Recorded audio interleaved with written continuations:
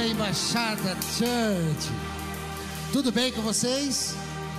Glória a Deus, glória a Deus. Que bênção poder estar aqui com esse grupo maravilhoso das 9h30. O pessoal que gosta de acordar um pouquinho mais cedo. Daqui um pouquinho a gente vai ter o culto dos dorminhocos. Aqueles que gostam de vir às 11h30, dormir mais um pouquinho, né? Gente, há quanto tempo faz que você não faz uma declaração de amor? Ah? Quem fez uma declaração de amor na última semana? 1, 2, 3, 4. Todo dia, né, Sr. José? Glória a Deus, é isso aí, ó. Tá vendo? Olha aí, já estão. Sabe que a gente precisa. O mundo espiritual, ele se move quando nós abrimos a nossa boca. O mundo espiritual se move por sentenças e declarações que saem da nossa boca. E tudo aquilo que nós proferimos, nós criamos. É interessante isso. Não é sobre isso que eu vou pregar, mas quando eu estava ali embaixo agora, Deus começou a ministrar no meu coração a respeito de ensinar também o poder de uma declaração, o poder de proferir, o poder de verbalizar, porque Deus nos deu a capacidade de criar e destruir coisas. Nós destruímos verbalizando e construímos verbalizando, declarando. Assim como Deus criou o mundo e todas as coisas através do poder da sua palavra, verbalizando o seu desejo, ou o que estava no seu coração, quando ele diz, haja luz, né? Quando ele foi criando todas as coisas, ele o fez declarando, verbalizando o que estava no seu coração, e tudo foi muito bom. Nós temos que ter o costume também de verbalizar as coisas e de declarar. Cada vez que você faz uma declaração de amor, você está gerando em quem está ouvindo amor e gerando dentro de você também amor. E quando eu falo em declaração de amor, não são somente declarações românticas, mas de amor a coisas que são preciosas para a gente. Amor a Deus, amor, sim, à nossa esposa, ao nosso marido, amor a nossos filhos, a nossa família, e amor à nossa igreja, a igreja onde Deus tem nos plantado. Então tudo aquilo que eu verbalizo, eu construo. Também eu posso destruir com aquilo que eu verbalizo. E eu queria que você ficasse em pé antes de eu compartilhar a palavra que Deus colocou ao meu coração. Nós vamos fazer essas declarações. Amém?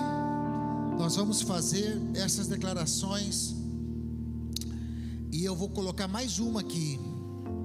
Eu amo o país que Deus me plantou. Amém? Nós vamos fazer essas declarações. E eu vou fazer ela e você vai ouvir e vai repetir junto. Depois, cada uma delas, nós vamos declarar: eu amo o meu Deus. Depois nós vamos declarar: eu amo a minha esposa. Quem for a esposa, eu amo meu marido. Depois nós vamos declarar: eu amo a minha família. E depois nós vamos declarar: eu amo a minha igreja. E depois vamos declarar: eu amo o país que Deus me plantou. Amém? Estão prontos para isso? Do coração, hein? Porque é verbalização e palavra profética. Quando você fala: eu amo o meu Deus, o teu amor por Deus cresce. Quando você diz: eu amo o meu esposo, o teu amor pelo seu marido cresce, independente dos defeitos dele. Quando você diz: eu amo a minha esposa, o teu amor pela tua esposa cresce, independente das coisas que você gostaria que ela fosse diferente. Quando você diz eu amo a minha família, por mais que eles sejam um pepino, você passa a amá-los mais. Eu amo os meus filhos, e assim também quando eu amo a minha igreja, por todos os defeitos que a minha igreja tem, e todas têm, eu passo a amar mais a minha igreja e passo a ser mais abençoado em estar nela. E quando você diz eu amo o país que Deus me plantou, com todos os desafios que os Estados Unidos nos propõem, ainda assim nós amamos mais e vamos colher mais e vamos crescer mais nessa nação, amém? Então eu vou dizer e você vai repetir: eu amo o meu Deus. Eu amo o meu Deus. Eu amo a minha esposa. Eu amo a minha família. Eu amo a minha igreja. Eu amo o país que Deus me plantou. Aplauda o Senhor, meu irmão. Ó, não é simpatia não, mas se você quiser anotar isso aí, e pelo menos essa semana você repetir, todos os dias que você acordar, repetir em voz alta, você vai começar a criar algo, você vai começar a gerar algo no mundo espiritual. Seu amor pela sua esposa vai ser renovado, seu amor pelo seu marido vai ser intensificado, o seu amor pela sua família vai ser renovado, o amor pelo seu Deus vai ser amplificado, e o amor pela sua igreja vai ser amplificada também, amém? Pode sentar, meu irmão. Eu queria compartilhar com vocês uma palavra que eu vou colocar o título de Os Verdadeiros Ganhos. As verdadeiras riquezas. Quais são os ganhos que não podem ser roubados de nós? Nesse mundo que nós vivemos em um mundo cíclico. Salomão já dizia que tudo que já foi. Nós vamos aprender na Bíblia que existem as estações. Eclesiastes vai dizer que há tempo de chorar, há tempo de rir, há tempo de acumular e há tempo de se perder. Então nós vamos ver que a nossa vida também ela é cíclica. Há momentos de crescimento, prosperidade, há momentos de adversidade e de apertar os cintos, há momentos também de grande alegria e há momentos de dor. Então, na verdade, tudo que há na terra pode se perder. Nós vamos receber um conselho bíblico que diz: não ajunte na terra tesouros que o ladrão pode roubar, a traça pode corroer, a ferrugem, tudo pode se perder. Não é porque também podemos perder que nós não devemos continuar a buscar, a ganhar, a melhorar a nossa vida. Eu não estou pregando contra isto, mas eu queria compartilhar com vocês algumas riquezas, alguns ganhos que o ladrão não pode roubar, que a traça não pode corroer. São ganhos que são eternos. São ganhos que não há como colocar um valor a respeito deles. E eu quero falar sobre 3 ganhos esta manhã. E eu já vou adiantar para vocês. O primeiro ganho é ganhar a nossa alma. A nossa alma é eterna. É a coisa mais importante que nós precisamos investir em ganhar. É ganhar a nossa alma. O segundo ganho que também demanda do nosso esforço e da nossa concentração ou da nossa atenção é ganhar a nossa família, ganhar a nossa casa, ganhar os nossos filhos, ganhar a nossa família. E o terceiro ganho, que é eterno e que o ladrão não pode roubar e que nós vamos faz parte do nosso chamado, é ganhar almas. Então nesses 3 ganhos, eu queria começar em ganhando a nossa alma. Pastor, parece que nós somos crentes, nós já aceitamos a Jesus, somos salvos. É verdade, mas nós precisamos atentar para algumas coisas. Primeira coisa importante é a certeza da salvação. É interessante porque eu já conheci crentes, cristãos, que estão há anos na igreja, mas que ainda não têm certeza da sua salvação, não têm convicção da sua salvação, tem medo ou por causa de uma vida instável, ou por causa de uma vida de altos e baixos, ou para até não ter um entendimento. O inimigo muitas vezes mina isto no seu emocional, e eles não têm certeza da sua salvação. A Bíblia diz que quando nós formos enfrentar o inimigo, nós precisamos tomar a armadura de Deus. E a armadura de Deus, um dos seus itens, vai falar da espada da justiça, vai falar do escudo da fé, vai falar de várias coisas, mas um dos itens é o capacete da salvação. E o que é o capacete da salvação? É aquele que guarda o nosso entendimento. Ei, meu irmão, o diabo pode muitas coisas, mas ele não vai poder tomar a minha salvação, porque a minha salvação está em Cristo Jesus. Não é pelo meu merecimento, não é pelas minhas atitudes, não é, mas é pela graça.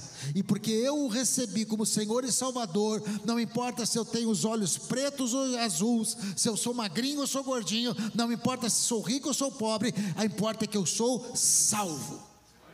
E nada pode mudar isto, absolutamente nada poderá me afastar do amor de Deus, nem profundidade, nem altura, nem situação, nem Covid, nem praga, nem guerra.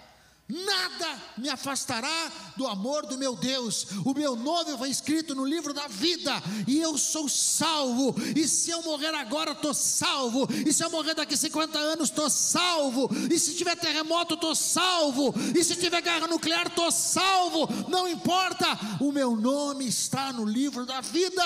E o diabo pode fazer o que for, e mesmo até com meus erros, as minhas debilidades, ainda assim sou salvo, porque sou lavado e remido no sangue de Jesus. E essa é a primeira conquista, ganho verdadeiro, ganho que não se pode perder, e que eu tenho que realmente me esforçar, no sentido de ter esta boa consciência, porque o diabo vai tentar colocar em dúvida essa obra. Ei, você não é salvo não. Como é que pode ser salvo fazendo o que você faz? Como é que pode ser salvo tendo os pensamentos que você tem? Porque ele é um acusador dos irmãos, e ele quer colocar dúvida na sua mente. E se tem uma dúvida que nós não podemos deixar, é a dúvida da nossa salvação. Lucas capítulo 9, versículo de 24 e 25 diz assim: pois quem quiser salvar a sua vida, a perderá. Mas quem perder a sua vida por minha causa, este a salvará. Portanto, o que adianta o homem ganhar o mundo inteiro e perder a sua alma, e carregar o dano a si mesmo, diz esse que está aqui. Perder a sua alma, numa outra tradução. Aqui está dizendo que ganhar a alma não é por esforço de uma boa ética, não é por esforço de ser uma pessoa boa, não é por esforço de ser uma pessoa honesta. Tudo isso são características de uma pessoa que serve a Deus, é verdade, mas não são as condições para a salvação. Ser justo, ser fiel, ser honesto, tentar ter um bom testemunho, são características de uma pessoa que anda com o Senhor, que serve a Deus, mas não são os pré-requisitos da salvação. O pré-requisito da salvação é a morte. Pastor, agora foi duro. Como assim a morte? Morrer para os meus desejos, morrer para o meu eu, para que Cristo viva em mim, é aceitar a Jesus e dizer: Senhor, até aqui eu levei a vida como eu achei que deveria ser, eu na força do meu braço, tentando ser o melhor homem, tentando ser a melhor mulher, o melhor ser humano, mas eu não estou conseguindo e não vai conseguir. Porque se Deus não mudar a nossa natureza, se a natureza de Cristo não vier dentro de mim, eu sou, como diz, um homem impuro, eu sou miserável homem, eu sou, disse Paulo, que o que eu quero fazer, não consigo, e o que eu não quero fazer, acabo fazendo. Miserável homem eu sou, mas glória a Deus pela graça de Jesus Cristo, que habita em mim. Então, o novo nascimento, ser salvo, é o velho homem morrer, e Cristo vir habitar em nós. Por isso diz: aquele que tentar salvar a sua vida no esforço próprio, não vai conseguir. Mas aquele que perder a sua vida, aquele que entregar a sua vida a mim, então esse se salvará. 1 Timóteo, no capítulo 4, versículo 16, diz assim: tem cuidado de ti mesmo e da doutrina. Paulo está falando para o seu discípulo Timóteo: persevera nessas coisas, porque fazendo isto te salvarás, tanto a ti como os que te ouvem. Está falando sobre a doutrina da fé. Quando a igreja começou, Paulo começou a pregar, começou um conflito ali, o conflito da lei de Moisés com o conflito da mensagem de Cristo. E aí os que serviam, Paulo começou a pregar para os gentios, as pessoas que não eram judeus, e todos aqueles que crerem, todos aqueles que creram em Jesus, passaram a ser salvos, ser chamados de cristãos, mesmo não sendo judeus. Então começou um conflito, porque os judeus que andavam debaixo da lei, vinham até essas pessoas e diziam: olha, vocês não são salvos não, Deus não aceitou vocês, porque vocês comem carne de porco, porque vocês não fazem isso, porque vocês não fazem aquilo da lei, porque vocês não atendem isso, porque vocês não atendem aquilo, e começou a colocar em dúvida a salvação dos gentios, que tinham aceitado a Cristo. E Timóteo, que estava sendo enviado para pregar para esses, então recebe esse conselho de Paulo, dizendo: olha, tem cuidado do ensino, cuida de ti mesmo, persevera nessas coisas, porque fazendo isso salvará a ti e os que te ouvem. Não deixa te contaminar, que a salvação venha a ser por obras. Mantenha a doutrina, o ensino, que a salvação é pela fé. E se você manter esse ensino, você não só vai conservar a sua alma, como todos aqueles que estão te ouvindo.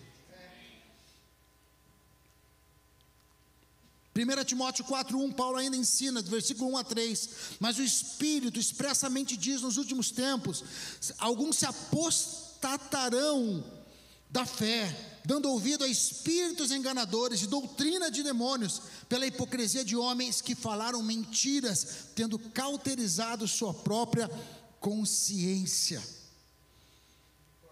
Nós precisamos entender que virão dias em que espíritos enganadores vão querer penetrar na igreja, entrar na igreja, para corromper o nosso entendimento.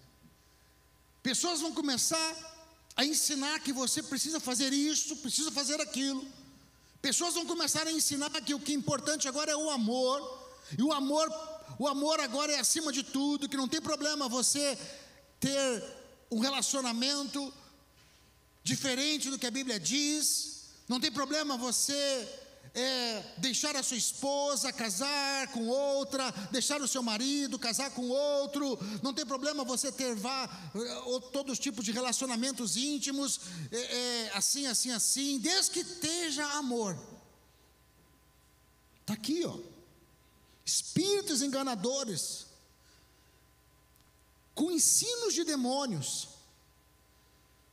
Não tem problema você não ser fiel à sua família, não tem problema você não ser fiel ao ministério que Deus te colocou, não tem problema você não estar debaixo da autoridade, não tem problema, coisas que vão parecer ser coisas boas, mas são espíritos enganadores. que vão corromper até mesmo aqueles que conhecem ao Senhor, se nós não cuidarmos. Por isso, pastor, essa palavra é para mim, eu já aceitei Jesus, sim, é para mim, porque nós precisamos ganhar a nossa alma, nós precisamos cuidar da nossa alma. É interessante que quando Jerusalém tem uma representação como um cristão, e quando Jerusalém foi destruída, e começaram a reconstruir Jerusalém, antes mesmo do templo ser reconstruído, a primeira coisa que começou a ser reconstruída foi as muralhas de Jerusalém. Neemias foi enviado para reconstruir as muralhas, e depois começaram a reconstruir o templo. A cidade começou a ser reconstruída. Mostra a vida de um cristão. Não adianta a gente ter o templo reconstruído se as muralhas, que são a proteção, não estiverem erguidas. Nós precisamos atentar para as muralhas. As muralhas protegiam a cidade. As muralhas protegiam a cidade dos ataques malignos, dos inimigos. Nós precisamos levantar muralhas para proteger a nossa alma de contaminações deste tempo. Nós precisamos. O que era pecado lá atrás é pecado hoje. As coisas não mudaram. Sim, a modernidade, sim, a tecnologia, sim, nós precisamos estar atentos a tudo isso, mas nós precisamos entender que ainda precisamos de arrependimento, que ainda precisamos da misericórdia do Senhor, que ainda precisamos de ser lavados e remidos no sangue do Cordeiro. Nós precisamos entender que existe uma forma de viver, e essa forma é ser cheio do Espírito Santo. Existe uma forma de viver, é uma vida santa. Existe uma forma de viver, é uma vida comprometida. É uma vida comprometida. Eu não posso dizer que sou comprometido com Deus se eu não sou comprometido com a minha família. Eu não posso dizer que sou comprometido com Deus se eu não sou comprometido com a igreja onde eu estou, debaixo de uma liderança. Se eu não me coloco debaixo de uma liderança que Deus me colocou, como é que eu vou ser, me colocar debaixo de Deus? Existem princípios. Ei, vamos cuidar da nossa alma. A Bíblia diz que aquele que perseverar, Apocalipse 3,16 diz assim: como é morno, nem frio nem quente. Você conhece isso? É terrível. Estou a ponto de vomitar da boca. Aqui está mostrando pessoas que estão aceitando a mistura. Estão aceitando a mistura, deixando a sua mente ser levada pela mistura. Ei, o que adianta a gente ganhar o mundo inteiro e perder a nossa alma? Gente, nós temos a coisa mais preciosa. A Bíblia vai mostrar no Novo Testamento que uma pessoa que buscava pedras preciosas achou uma pérola e vendeu tudo que tinha para ter aquela pérola, porque ele entendeu que havia algo de muito valor e ele não ia abrir mão daquilo. Quando nós conhecemos a Jesus, nada desse mundo tem valor. Ei, gente, nada desse mundo tem valor. Ninguém leva nada desse mundo. O que tem valor é a nossa alma. O que tem valor é a nossa vida em Cristo. A segunda coisa que nós precisamos, o ganho verdadeiro, é a nossa família. Atos 16, 31 a 34 diz: responderam eles: crê no Senhor Jesus e será salvo tu e tua casa. Então lhe pregaram a palavra de Deus e todos que estavam na sua casa. Tornando-se ele consigo naquela mesma hora da noite, lavou-lhe as feridas e logo foi batizado, ele e todos os seus. Diga: todos os seus. Então fez subir para a sua casa e pôs-lhe a mesa e alegrou-se muito, porque toda a sua casa podia ter crido em Deus.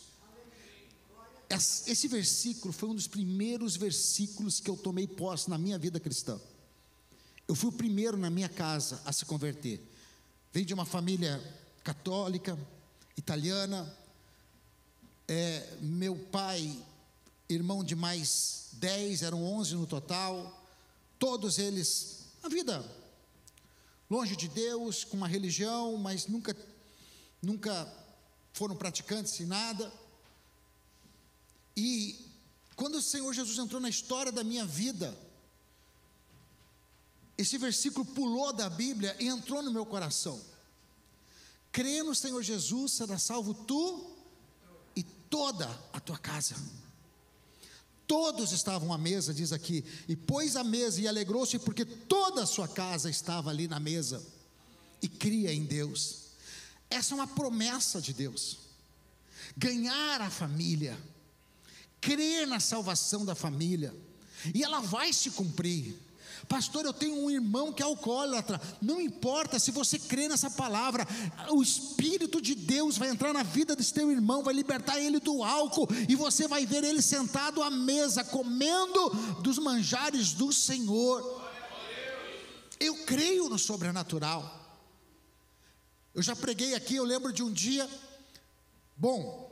o testemunho é grande, mas através da minha vida, e porque eu criei nesse versículo, e comecei a orar pela minha família.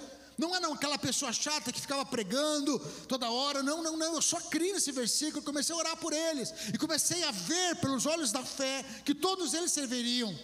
E aí meus pais tiveram uma experiência com o Senhor, é um testemunho longo, eram separados, Deus restaurou o casamento deles, viveram juntos, até que o Senhor levou o meu pai. Hoje todos servem ao meu Senhor, meus irmãos servem ao Senhor, hoje os meus tios servem ao Senhor, toda a minha casa serve ao Senhor, meus primos servem ao Senhor. Deus foi fazendo algo maravilhoso. Mas eu lembro que quando nós estávamos ali, nesse tempo, né, de orar pela casa, de crer nisso, havia um dos meus irmãos, que é o meu irmão do meio. Vocês conhecem meu irmão Tiago, está ali, o pastor Tiago, é o mais novo, por incrível que pareça, né, a gente é diferente um pouco. Ele olho azul, magro, bonitão, canta, prega, e eu só prego. Bom, mas aí o meu irmão do meio estava longe dos caminhos do Senhor, e nós começamos uma campanha pela família, e eu lembro que o pastor Mike, meu pastor, disse: olha, você vai começar a campanha pela família, a minha família no altar do Senhor, que é a campanha que nós vamos fazer agora, nesse mês de fevereiro. E eu fui o primeiro, e eu disse: olha, a única pessoa que está longe é o meu irmão, mas eu creio que até o final dessa campanha, Deus vai fazer algo na vida dele, porque a Bíblia diz: crê no Senhor Jesus, será salvo tu e toda a tua casa, e eu estou crendo nisso. E eu liberei aquela palavra, lembra das declarações? Eu verbalizei aquela palavra. E meu irmão estava morando nos Estados Unidos nessa época, ele fazia aqueles intercâmbios, ia trabalhar aí nos hotéis, nos resorts, e não queria saber de nada. E quando estava chegando no final daquela campanha, estou resumindo bastante o que aconteceu. No final daquela campanha, alguns pastores pregaram, e o pastor Mike pediu: agora você finaliza a campanha. E era a última noite da campanha, e naquele dia à tarde, ou melhor, antes do meio-dia, toca o telefone, era o meu irmão Rossano. E ele disse: José, e aí, mano? Eu falei: tudo bem? Eu falei: tudo bem. Ele ligando nos Estados Unidos e eu no Brasil. Cara, eu estou aqui com o Carioca. Quem é o Carioca? Meu companheiro de quarto. Cara, o Carioca está precisando de Deus. O Carioca está doido, ele está assim. Será que você não podia falar algumas coisas de Deus para ele? O Carioca está precisando de Deus. E ele disse: claro, fala aí, bota o Carioca na linha. E aí botou o Carioca na linha, eu falei, tal, né? E ele: vou orar por você. Orei pelo Carioca, nem sei o nome dele até hoje, conheci como Carioca. Orei pelo Carioca e creio que Deus fez alguma coisa. Aí ele: obrigado, irmão, obrigado. Ele está bem melhor aqui, ele está bem melhor. E aí eu disse: amém, Rossano, amém, glória a Deus. Deus faz, né? Mas não falei para ele: você tem que voltar para Jesus. Não falei para ele: você está desviado. Não falei nada. Desliguei o telefone. Quando chegou na parte da tarde, ele liga de novo. Falei: ixi, o Carioca deve ter ficado endemoniado. Ele liga de novo e diz: José, cara, eu estou indo embora. Eu estou voltando para o Brasil. Não tem nada a ver eu ficar aqui longe de família. Não tem nada a ver eu ficar nesse país aqui dessa maneira. Não tem nada a ver eu ficar longe de Deus. Eu preciso voltar para Deus, eu preciso voltar para o Brasil, e eu preciso estar aí. Eu estou comprando a passagem e eu estou voltando. Gente, antes de eu pregar a última noite, o meu irmão me ligou dizendo: eu estou voltando para a casa do Senhor. Você pode aplaudir ao Senhor? Nós precisamos ganhar nossa família. 1 Timóteo 5,8 diz: mas se alguém não cuida dos seus, especialmente dos da sua família, tem negado a fé, e é pior que um incrédulo. Olha só, ei, a nossa casa, eu não posso aceitar ter um irmão longe dos caminhos do Senhor. Eu não posso aceitar ter o meu filho desviado. Não é o caso, né? Mas você está entendendo o que eu estou falando? Eu não posso aceitar servir ao Senhor e o meu esposo ainda não ter tido uma experiência. Eu não posso aceitar servir ao Senhor e a minha esposa não ter tido uma experiência. Eu não estou dizendo para você ser um crente chato, para ficar perturbando ele. Você tem que ir para a igreja, vai para o inferno, vai para o inferno, vai para o inferno. Não é sobre ameaça, não é por força nem por violência, é pelo meu espírito, diz o Senhor. Mas o meu espírito tem que estar conectado e dizer: Senhor, eu creio que a minha família vai ser salva, eu vou orar por eles, o Senhor vai fazer, o Senhor vai me dar uma palavra sábia na hora certa. Eu me importo com a minha família, eu não vou deixar que ninguém se perca. Eu vou tomar posse da tua promessa. Josué 24:15 diz: mas se vos parecer mal Mas se vos parecer mal os servidores ao Senhor, escolhei hoje a quem haveis de servir: se aos deuses que serviam vossos pais e que estavam além do rio, ou aos deuses dos amorreus, cuja terra habitais. Porém, eu e a minha casa serviremos ao Senhor. Olha o poder das declarações aqui. Ele está dizendo para o povo que estava duvidando, povo de Israel que estava duvidando, ele dizia: olha, eu não sei o que vocês querem, se vocês querem servir aos deuses dessa terra, se vocês querem servir ao Deus dos vossos pais, eu não sei qual vai ser a decisão de vocês, mas a minha responsabilidade é a minha alma e a minha família. Eu declaro que eu e a minha casa serviremos ao Senhor. Essa é uma declaração que nós temos que fazer. Eu e os meus filhos serviremos ao Senhor. Eu e os meus netos serviremos ao Senhor. A minha descendência servirá ao Senhor. A minha família servirá ao Senhor. Nós temos que declarar isto, verbalizar isto. Quando eu pego no colo a Zoe, quando eu pego no colo Noah, eu verbalizo: você vai ser um grande homem de Deus, Noah.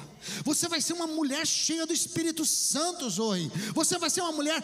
Nós estávamos lá no nascimento da Serena, desde o primeiro dia, eu e a pastora Adriane, cada vez que pegava ela no colo, dizia: você vai ser uma mulher cheia do Espírito Santo e vai impactar a tua geração, Serena. Deus tem uma unção sobre a sua vida. Ela não entende, ela não ouve, mas o mundo espiritual ouve, e nós estamos declarando: nossa casa, nossa descendência, nossos filhos servirão ao Senhor, serão cheios do Espírito Santo e farão diferença na sua geração. Eu não entendo crente que não liga para os filhos. Eu não entendo líder que não está nem aí que o filho está nas drogas, que não está nem aí que o filho está andando com qualquer um, que não está nem aí que está vendo os seus filhos se desviarem, está vendo os seus filhos indo para o buraco e não fazem nada. Ei, são a herança do Senhor. Não vai tocar nos meus filhos, não vai tocar na minha casa. Eu não entendo cristãos que estão vendo o casamento se esfriar, não tem mais intimidade, não tem mais companheirismo, não tem mais alegria de morar junto, até vem para a igreja junto, mas não tem mais nada, e você está apático. Ei, não, o meu casamento vai servir ao Senhor, nós vamos ser cheios de Deus, e porque nós somos cheios de Deus, nós somos cheios de amor um com o outro, porque nós somos cheios de Deus, nós somos cheios de intimidade com qualidade, porque nós somos cheios de Deus, nós temos companheirismo, porque nós somos cheios de Deus, nós temos prosperidade. Eu não aceito a separação, eu não aceito o divórcio. De que nós temos que nos posicionar. Esse é o verdadeiro ganho. Esse é o verdadeiro ganho. A sua alma e a sua família. E vou encerrar essa palavra falando sobre ganhar almas. Provérbios 11:30 diz assim: o fruto da retidão é árvore de vida, e aquele que ganha almas é sábio. Quer sabedoria? Ganha almas. Estar servindo ao Senhor, você vai ter o fruto de árvore de vida. Você vai ter frutos bons em todas as áreas da vida. Mas quando você se envolve no projeto de ganhar almas, você está um degrau acima daqueles que estão só desfrutando os frutos. Esse versículo mostra dois tipos de cristão. O cristão que desfruta da árvore da vida, porque busca a retidão, porque busca servir ao Senhor, porque busca uma vida de santidade. Então tem frutos da árvore da vida, tem paz, tem alegria, tem esperança, tem o que a gente tem. Quando a gente fala, eu sirvo ao Senhor, eu sou feliz. Quem é feliz em servir a Deus aqui? Não é bom servir a Deus? É bom. Então a gente fica satisfeito, que paz, que alegria, que vida boa, de ter diversidade, mas é tão bom ter Deus na nossa vida. Esses aí é um nível de cristão. E a maioria para aqui, em desfrutar dos frutos da árvore da vida, por causa da sua retidão com Deus. Agora tem um outro tipo de cristão que vai no segundo nível. Além de desfrutar, ele é mais sábio que os outros. Ele também começa a trazer pessoas para desfrutar dessa árvore da vida. Ele começa a ganhar almas. Ele começa a conquistar almas. E essa pessoa, a Bíblia fala que ele, além de ser crente, ele é sábio. Está num outro nível. Olha só, Marcos 16:15 diz assim: e disse-lhe, ide por todo o mundo, pregai o evangelho a toda criatura. Quem crer e for batizado, será? Mas quem não crer será condenado. E estes são os sinais, preste atenção nisto, preste atenção nessa segunda parte. E estes são os sinais que seguirão os que creem. Em meu nome expulsarão demônios, falarão novas línguas, pegarão nas serpentes, e se beberem alguma coisa mortífera, não lhe causará dano algum. Imporarão as mãos sobre os enfermos, e eles o curarão. Há 4 sinais que acompanham aqueles que estão no exercício de ganhar almas. Há 4 coisas que nós podemos reivindicar de Deus. Primeiro, autoridade sobre os demônios. E esses sinais seguirão. Em meu nome expulsarão demônios. Quando nós estamos ganhando almas, conquistando almas, demônios tentarão nos resistir, mas nós teremos autoridade sobre eles, autoridade sobre os demônios. O que dá autoridade sobre demônios é estar fazendo a vontade de Deus. O que dá autoridade sobre os demônios é estar no chamado de Deus. Quando você está debaixo do chamado daquele que te enviou, todo o poder e toda a autoridade está com você. Por que Moisés tinha poder para fazer os sinais no Egito? Porque ele era influente, porque ele já tinha morado lá, porque ele já tinha conhecido alguém lá, porque ele foi filho de Faraó? Não, nada disso. Ele estava com aquele poder porque ele estava debaixo de um enviado de Deus. Ele foi enviado pelo Senhor, e Deus diz: eu não só estou te enviando, mas eu estou te capacitando e te dando poder para cumprir o propósito. Então, quando nós estamos em ganhar almas, o poder sobre os espíritos imundos é manifesto na nossa vida.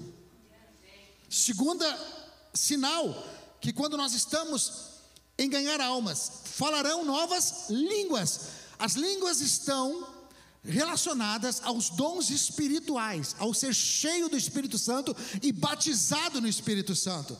Pastor, eu estou buscando o batismo no Espírito Santo já há 1 ano e ainda não fui batizado. Começa a evangelizar. Quando você começar a evangelizar, logo um anjo vai olhar e dizer: opa, ele começou a evangelizar, ele precisa do batismo do Espírito Santo, do revestimento. Providencia aí para ele, agora ele precisa mesmo. E aí ele vai ser cheio do Espírito Santo, vai falar em novas línguas, vai ter unção do alto sobre a sua vida, porque ele está na função de fazer o reino crescer. Está entendendo? Para que Deus vai te capacitar para você dormir? Deus nos capacita quando nós estamos ganhando almas, quando nós estamos avançando o reino, quando nós estamos colocando a pé na porta do inferno e resgatando as almas que estão lá presas. Terceiro sinal: imunidade contra o mal. Imunidade contra o mal. Pegarão em serpentes, e se beberem alguma coisa mortífera, não lhe causará dano algum. Sabe o que é ter um escudo à sua volta? Sabe o que é você poder entrar no meio do arraial do inimigo e eles quererem te matar, te destruir, mas não tem como chegar até você? Você vai pegar em coisas que ninguém pode pegar, senão morreria. Você vai pegar a serpente pela mão e dizer: cadê o teu poder de morte, serpente? Está aqui, ó, debaixo dos meus pés você vai ficar. Aqui pegarão as serpentes, e se te derem alguma coisa para morrer, se fizerem algum trabalho com você para morrer, não vai acontecer, não vai dar coisa nenhuma. Ei, eu já contei aqui de um tio da minha esposa, eu vou contar de novo porque é fantástico isso. Ele era macumbeiro, ele era feiticeiro, ele vivia na casa de umbanda, ele cavava poço, ele vivia disso, ele cavava poço no interior de Goiás para fazer essa cisterna, para dar água, sabe? Ele era um cavador de poço, e aí ele começou a se irritar, e todas as pessoas que ele fazia a macumba pegava, então ele se achava o cara. De repente mudou um vizinho pro lado dele, lá na currutelazinha dele, lá onde ele morava, mudou um vizinho, o vizinho era crente, irmão, era crente daquele que botava o zino para tocar o dia inteiro, e ele ficava nervoso com aquele zino, e o vizinho começou a falar de Jesus para ele ficava mais nervoso ainda, porque o vizinho começou a querer evangelizar ele. Aí ele foi lá no terreiro e diz assim: olha, o que precisa aí? Precisa de uma galinha, precisa de um bode, o que precisa? Eu quero matar aquele vizinho, eu quero que os demônios matem ele. E fez um trabalho de macumba, fez um trabalho de feitiçaria, pagou lá, deu dinheiro, levou os animais que precisava, sacrificaram, e passou uma semana em nada, e passou 2 semanas em nada, e passou 3 semanas em nada, e nunca demorava tanto, porque todo o trabalho que ele fazia, as coisas aconteciam, e ele vivia naquela miséria, cavando poço, mas tudo bem, ele achava que estava servindo a Deus, e de repente ele chegou invocado lá no terreiro, e diz assim: olha, que negócio é esse, gente? Eu vim aqui, fiz o pagamento, fiz tudo, e os demônios não estão fazendo, e o meu vizinho está cada vez melhor, e cada vez mais alto aquele hino, e ele não para de me perturbar quando passa lá, fica me dando a paz, e não sei o que, e tal, e de repente, um daqueles que estava incorporado diz: o problema é que essa pessoa serve o grande Deus branco, e não tem como fazer nada. E diz: que Deus branco? Que Deus branco? Como é que era o nome dele, Ademar? De seu tio? Tio da sua mãe, né? Que Deus branco é esse que é mais poderoso que os outros? E ele saiu dali revoltado com o terreiro. Ele disse: tem um Deus que é mais forte que todos? Então é o Deus do meu vizinho. E ele se converteu. Ele se converteu porque ele diz assim: como é que pode ter um Deus que protege aqueles que são seus? Como é que pode ter um Deus que blinda a vida daquele que o serve? Eu quero servir esse Deus branco. E ele se converteu. E eu lembro ainda, eu vi ele, eu acho que umas 2 vezes só lá na casa da sua mãe, magrinho, chegava lá com a Bíblia debaixo do braço, pregando, virou evangelista, começou a servir ao Senhor na igreja.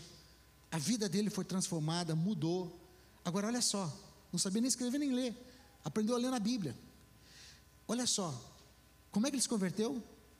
Porque praga nenhuma podia tomar. Ei, quando nós estamos servindo ao Senhor, as pragas não nos atingem. Quando nós estamos ganhando vida, quando nós estamos ganhando almas, quando nós estamos fazendo a obra de Deus, a Bíblia diz aqui, ó: pegarão serpentes, não terá problema, e também, mesmo se tomarem algum veneno, não vos causará mal algum, porque nós estamos no ofício de ganhar almas. Amém, gente? Ganhar almas, ganhar almas, ganhar almas. Eu quero que você fique em pé. Gente, não há prazer maior do que ver a obra de Deus na vida de alguém. Não há prazer maior. Quando eu falo em ganhar almas, eu não estou falando de fazer alguém mudar de religião. Eu estou falando de levar alguém a ter uma experiência com Jesus. Não há prazer maior do que ver uma família que destruída, destroçada pelo pecado, pela mentira, pelo engano, os filhos muitas vezes já nas drogas, filho que não fala com o pai há muito tempo. De repente Jesus entra na vida daquela família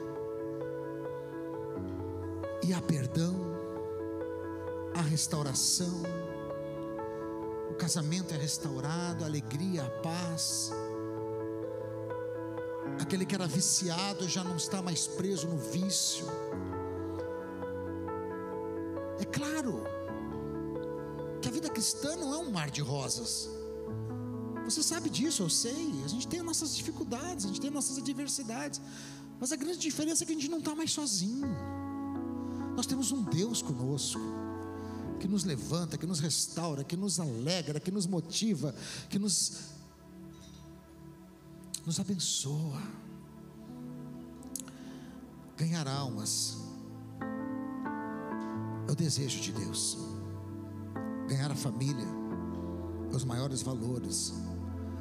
E ter a certeza da salvação é o que nós precisamos nutrir na nossa mente. No mês de fevereiro nós vamos começar a campanha A Minha Família no Altar de Deus. E eu quero qual a palavra? Convocar, desafiar, convidar. Eu não sei qual é a palavra mais forte, mas eu queria usar a mais forte, para que você esteja nessa campanha, para que você comece desde já pensar nas pessoas que você vai colocar o nome delas, e que elas precisam ter uma experiência contigo, com o Senhor. Pode ser que elas estejam lá no Brasil. Quem sabe você ouviu notícias essa semana de situação que aconteceu lá e você está triste. Uma irmã sua, uma irmã que está separando do marido, um irmão seu que está desempregado, passando necessidade, ou o pai que está doente, ou a mãe, mas que não conhecem ao Senhor.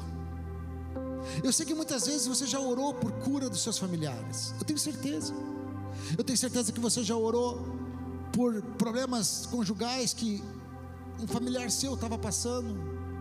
Eu sei que você já orou por um problema financeiro que alguém que você ama, da sua família, estava passando. Mas eu quero te desafiar a não orar somente por isso, mas nesse fevereiro orar pela salvação deles, porque se eles forem salvos, se eles tiverem uma experiência com o Senhor, as demais coisas vão ser acrescentadas. Você vai orar específico pela salvação e vai dizer: Senhor, eu reivindico a vida do fulano para o teu reino. Sabe por quê, Deus? Porque é uma promessa tua, que diz: se eu servir ao Senhor, eu e toda a minha casa serviremos.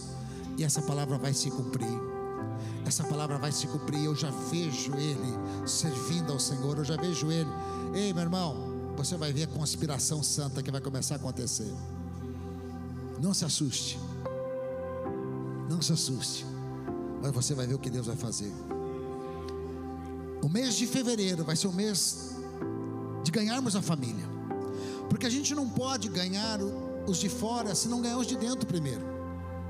A gente não pode orar pelos de fora se não primeiro pensarmos na nossa família, na nossa casa. Então o mês de fevereiro vai ser